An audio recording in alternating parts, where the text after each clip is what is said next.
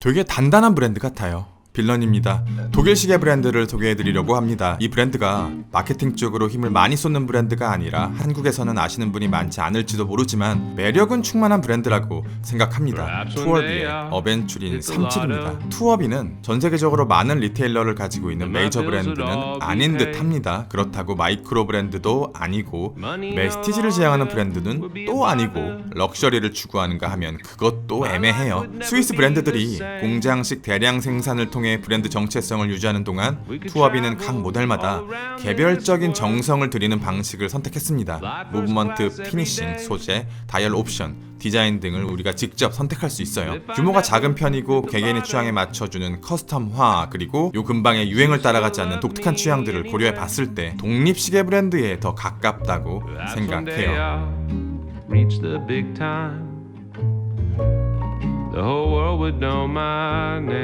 그렇다면 투어비는 어떤 시계들을 만들고 있느냐? 과거 포켓워치의 브랜드의 정체성이 존재하기 때문에 최근에는 자주 보기 힘들어진 에타 유니타스 무브먼트를 베이스로 시계를 만들어 내는데 이 무브먼트의 사이즈가 되게 큰 편이에요. 그래서 시계 사이즈 역시 기본적으로 큰 편입니다. 사이즈가 조금 커도 상관없는 다이버 워치나 밀리터리 워치도 있지만 드레스 계열의 시계들 역시 40mm를 시작으로 43mm에서 45mm까지 잡이 없는 모습들을 보여주게 되는데요. 지금 보여드리는 이 어벤츄린 37 오토매틱은 투어비의 정체성에서는 사실 조금 멀리 떨어진 모델이라고 생각합니다. 처음 시계를 받아봤을 때 사실 큰 감흥은 없었습니다. 아무래도 제작 시스템이 독립시계 브랜드에 가깝기 때문에 주문 후 커스텀을 반영하고 오는 데까지 걸리는 시간도 되게 길었거든요. 당연하지만 가격대도 생각보다 높은 브랜드예요.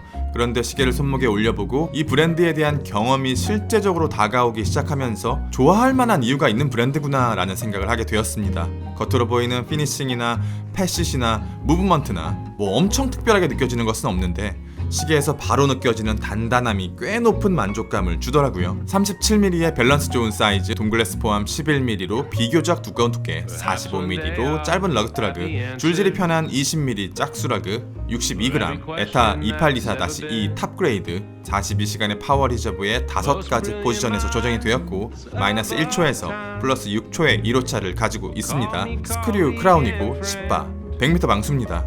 기본적인 안티쇼크나 안티마그네틱은 갖추고 있는 듯해요. 우주의 한 조각을 담은 다이얼 어벤츄린입니다. 엄청 값비싸 보이지만 어벤츄린 자체의 가격은 그렇게 비싸지 않은 걸로 알고 있고 약간의 마케팅적인 측면과 희귀성이 어벤츄린의 가격을 올리는데 일조하고 있는 것처럼 보입니다. 또 개인적으로 운석이나 청금석, 에나멜 같은 특별한 다이얼의 높은 가격대에는 약간의 거품이 있지 않나 생각이 들더라고요. 중요한 건 어떻게 해석하느냐겠죠. 어벤츄린 다이얼은 본질적으로 깊이감을 만들어낼 수 있어야 한다고 생각합니다. 일반적인 썬네이 다이얼이 빛을 표면에서 반사시키는 방식이라면 어벤츄린은 빛을 안으로 끌어들인 후 다시 천천히 표면으로 퍼뜨리는 구조를 갖고 있어요. 그렇기 때문에 같은 조명에서도 시계가 계속해서 변하는 느낌을 줘요. 착용할 때마다 느낌이 다릅니다. 가장 아름다운 순간은 썬네이 시계와 비슷한 것 같아요. 강한 직사광선 아래에서는 글래스에 걸려요. 무반사 처리가 깔끔하고 밀키링도 완벽하게 잡았지만 도면 글래스 자체의 구조적인 문제 때문에 어두운 다이얼과 만나면서 뿌연 느낌을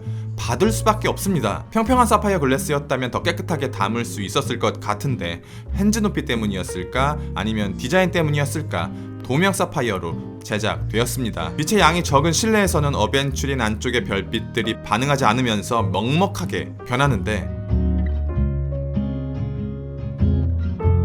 이것도 예쁘지만 비 와서 구름 낀 날 혹은 그늘진 나무 밑에서처럼 이도저도 아닌 상황에서 가장 아름다운 모습을 보여줘요.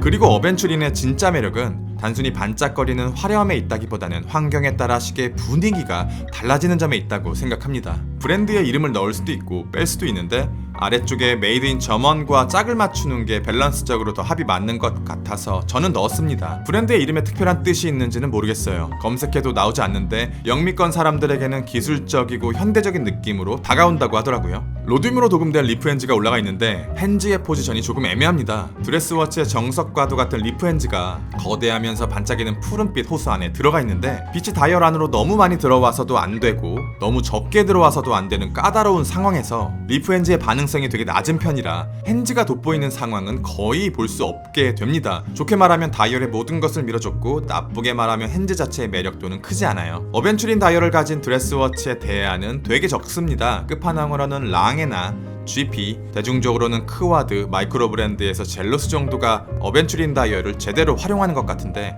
제가 경험해본 레벨의 어벤츄린들은 어벤츄린 소재 자체에서 디테일이나 퀄리티의 차이가 난다기보다는 다이얼을 품고 있는 시계의 전반적인 빌드 퀄리티에서 급을 나누는 것처럼 보였습니다. 소재에 대해서 환상을 빠질 필요는 없다고 생각해요. 시계의 약점은 뚜렷합니다. 드레스워치라고 하기에는 비교적 두꺼운 두께와 마무리가 아쉬운 QC는 시계의 가격을 고려했을 때 아쉽게 느껴지는 건 분명합니다. 그리고 유행, 트렌드 같은 대중적인 디자인의 틀을 따라가지 않는 점 역시 누구에게는 불호로 다가올 수 있을 것 같아요. 대량 생산이 아니므로 접근성이 부족하고 시계가 커스터마되어 있기 때문에 리셀 시장에서 힘을 발휘하기도 어렵습니다. 그런데 시계를 자산이 아니라 경험으로서 받아들이게 된다면 몇 가지 요소는 오히려 장점이 되어버리고 브랜드의 진짜 매력이 보이기 시작하거든요. 도미언 글래스의 라인을 그대로 얇은 베젤이 이어봤는데 볼록한 곡률을 가진 글래스와는 반대로 베젤은 오목한 디자인을 가지고 있습니다. 양립하기 어려워 보이는 반대되는 디자인이 마치 한 몸처럼 라인을 타고 흐르는데 단단한 빌드 퀄리티를 가진 미드 케이스와 비율 좋은 러그 끝으로 퍼져나가면서 퀄리티와 밸런스, 여기서 이 시계의 가장 큰 매력을 느낄 수 있었습니다. 저는 이렇게 범용 계열의 무브먼트는 시스루백으로 보여줄 필요가 없다고 생각하는 사람 중에 하나지만 로즈골드로 도금된 로터는 꽤 멋진 인그레이빙과 피니싱으로 작업되어 있고요. 브릿지와 플레이트 위에는 솔직히 조금 투박하지만 누군가의 손으로 지금 막 완성한 듯한 페를라주와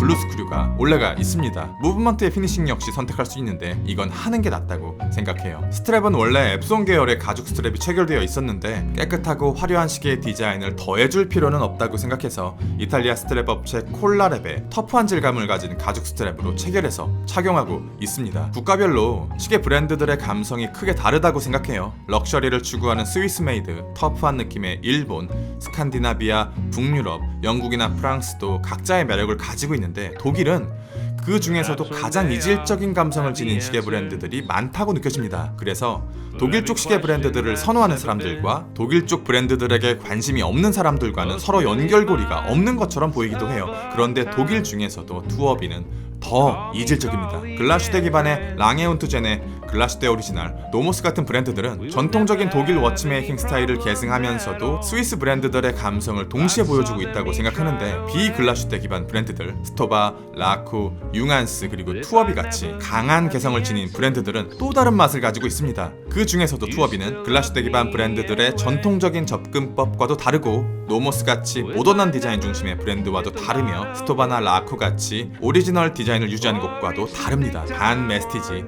반 미니멀리즘을 기반으로 클래식의 커스텀을 지향하면서 한 번쯤은 경험해볼 만한 브랜드로 평가하고 싶습니다. 공장에서 찍어내는 듯한 느낌이 없고 우리들의 선택을 반영하려고 노력하고 브랜드 자체의 철학이 명확하기 때문이죠. 경험에 귀속되는 브랜드인 것 같아요. 리뷰는 여기까지. 빌런이었습니다. 감사합니다. For every question that's ever been, most brilliant minds of our time will call me colleague and friend. We would never have any problems at all.